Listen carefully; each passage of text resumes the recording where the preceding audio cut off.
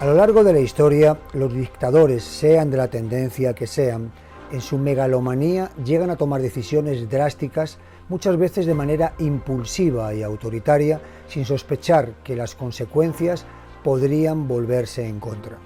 La cápsula de hoy se titula Mao Zedong y el exterminio de gorriones. Somos Oscar Sasso y Daisy Toussaint y esto es Anécdotas de la historia.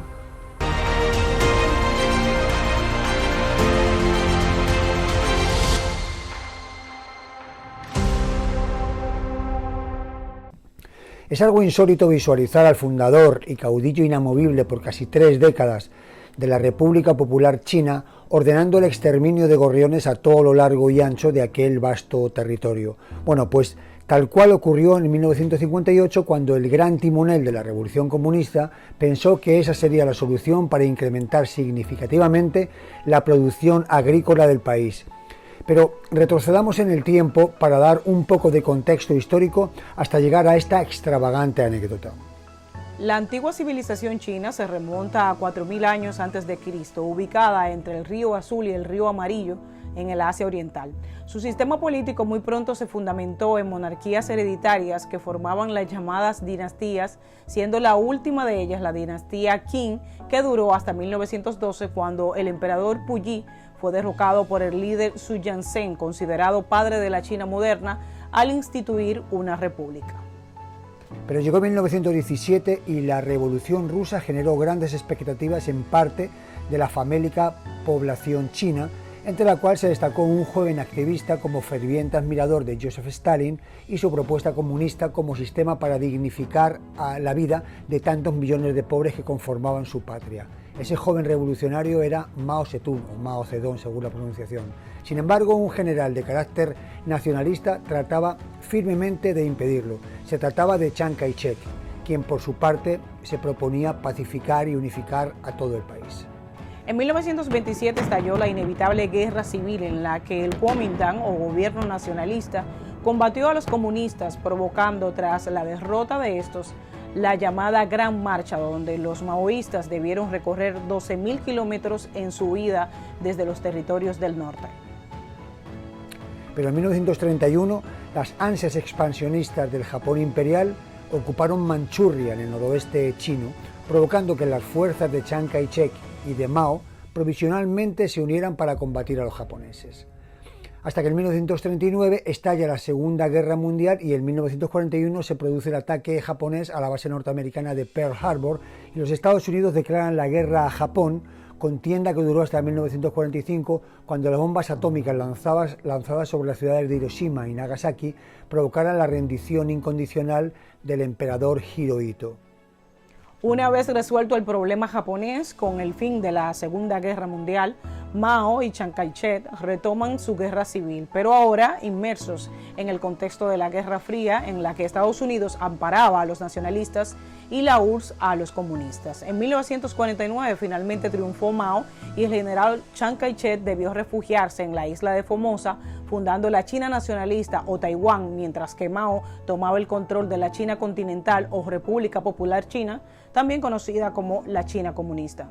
Desde el principio, Mao forzó las colectivizaciones, promoviendo el trabajo comunal, siguiendo el modelo soviético sugerido por Stalin, a quien Mao profesaba gran admiración. Sin embargo, el líder soviético siempre lo trató con cierto desdén.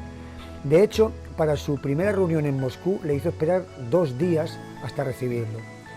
Resulta un poco incomprensible que el mandatario soviético no advirtiera que una alianza efectiva entre los 2 países más grandes del mundo, alineados bajo la misma ideología, podría ser devastadora para el imperialismo occidental. En cualquier caso, terminaron firmando un tratado de amistad por el que los chinos recibieron cantidades ingentes de armas, equipo industrial y todo tipo de asesoramiento. China no solo se comprometía a estar en la órbita soviética siguiendo rigurosamente su modelo económico, sino que además debía asumir la deuda de toda esa ayuda, pero en cuanto Mao llegó a Pekín, vaticinó públicamente de que en 15 años ellos superarían a los soviéticos en industria pesada, basándose en su numerosa fuerza de trabajo. Para laborar en las fábricas reclutó campesinos de toda la geografía y conminó a la población a entregar todo el metal que hubiera en las casas para fundirlo y aumentar la producción metalúrgica. Y lo consiguió, aunque con un producto de escasa calidad, ya que en general era un metal elaborado en su mayoría con herramientas o con útiles de cocina que con las colectivizaciones ya nadie usaba en el hogar. Ciertamente China se fue convirtiendo en una potencia industrial, pero el problema era que había que alimentar a esa gigantesca fuerza laboral y tan colosal tarea ofrecía varias dificultades. Una, que la industrialización había mermado gravemente la mano de obra agrícola. Otra, que las comunas debían entregar la mayor parte de la recolección al Estado para saldar la deuda con la Unión Soviética. Y la última, que para dar el cacareado gran salto adelante, había que acabar con 4 plagas que atentaban contra la revolución: ratas, moscas, mosquitos y gorriones. Según Mao, para contrarrestar el hambre endémica, la mayor urgencia sería exterminar los gorriones, porque se comían el grano de los cereales, y entonces alguien le hizo un cálculo diciendo que cada gorrión se podía comer como 4,5 kilos de grano al año, y por esa ramplona regla de 3, pues por cada millón de aves muertas se alimentarían 70.000 trabajadores más, de manera que se comenzó a elaborar el plan de exterminio. Después de desestimar el uso del ejército o los envenenamientos masivos, Mao decidió que volvería a recurrir a la población para hacer el trabajo.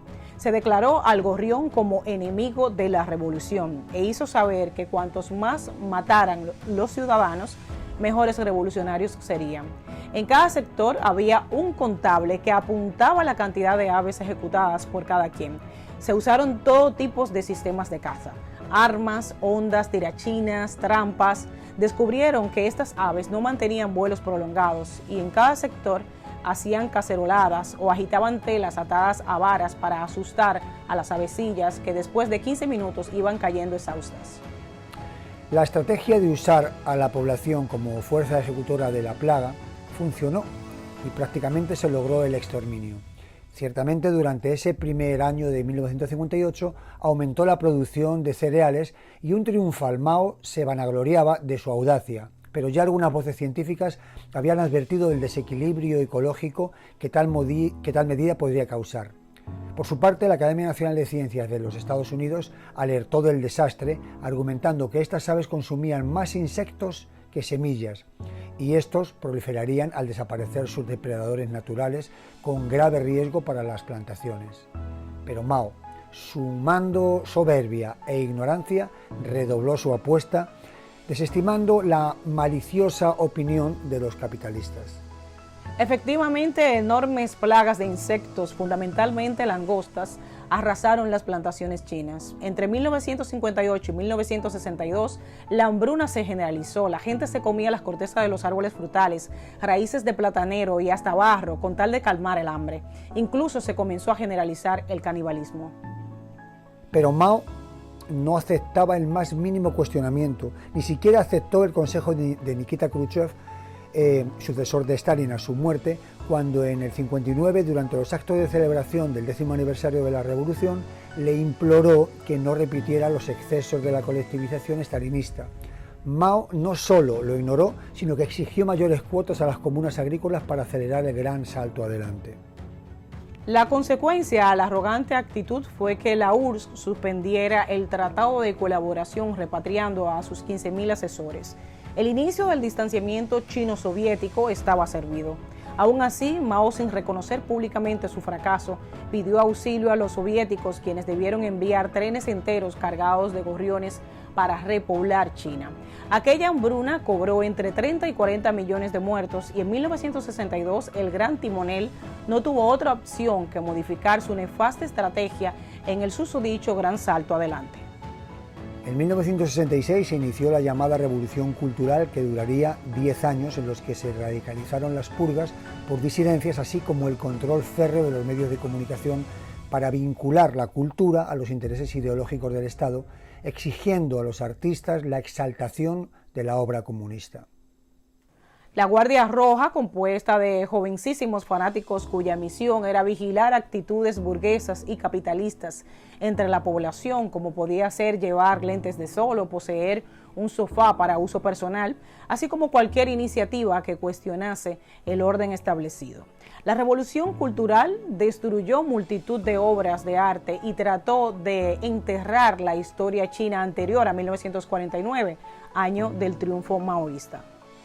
Mao murió en 1976, lo sucedió Wang Weifeng, quien habilitó a Deng Xiaoping, que terminaría presidiendo la República e iniciando el reformismo que tanto reprimió Mao.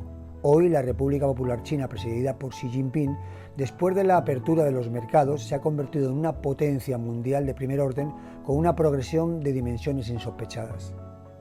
Algunos califican a Mao como ejemplo de revolucionario y arquitecto de la nueva China que sacó de la línea de la miseria a 700 millones de chinos y duplicó su esperanza de vida. Otros lo consideran un tirano déspota y sanguinario causante de un genocidio. Nosotros nos limitamos a plantear los hechos que rodean este acontecimiento, advirtiendo que cuando una decisión irreflexiva rompe el equilibrio natural, se puede producir desastres ecológicos de magnitud catastrófica, como fue la orden de exterminar gorriones en China, que provocó la muerte por inanición de millones de personas, dando pie a esta calamitosa anécdota de la historia.